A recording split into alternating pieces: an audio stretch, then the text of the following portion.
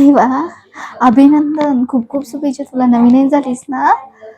अगं टेन्शन कशाला घेतेस मग, डॉक्टरने सांगितलंच असेल ना खायचं प्यायचं. अगं ते प्रत्येक घरात आहे, हे खाऊ नको ते खाऊ नको, हे पथ्य पाळा ते पथ्य पाळा. आमच्या वेळी पण असंच केलं होतं, हेच खाल्लं पाहिजे तसंच खाल्लं पाहिजे.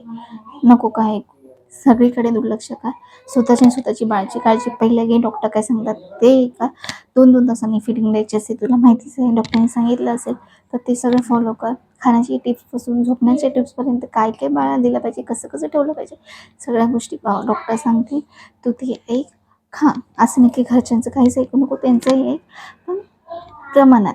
एकदम ओव्हर फूडमध्ये नको. आणि काय होतं ते ऐकल्यामुळे तू टेन्शन घेशील आणि त्यामुळे तू फिडिंग वगैरे करताना बाळही थोडंसं नर्वस होईल.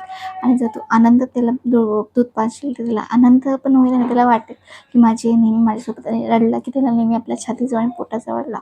म्हणजे आपल्या पोटाशी पकडून ठेव. म्हणजे त्यालाही वाटेल की आपल्यासोबत माझी आई आहे आणि तोही काळजीपोटी राहील आणि चांगलं झोप घेईल आणि मस्त हे होईल. ठीक आहे. काहीही काळजी करू नको, सगळं नीट होईल. आणि काय वाटलं, काय लागलं, काय विचारायचं असेल तर मला नक्की कमेंट करून विचार. ठीक आहे. चल, अशाच नवनवीन व्हिडिओसाठी आणि माझ्या निकांची मस्ती किंवा व्हिडिओ बघण्यासाठी नक्की या चॅनलला सबस्क्राईब करा. आणि माझे जर व्हिडिओ आवडत असेल तर लाईक करा. तुम्हाला काय विषयावर अजून व्हिडिओ बघायचे असतील किंवा काय टॉपिकवर मी व्हिडिओ केले पाहिजेत, बोलले पाहिजेत तर कमेंट करून मला नक्की सांगा. थँक्यू. बाय.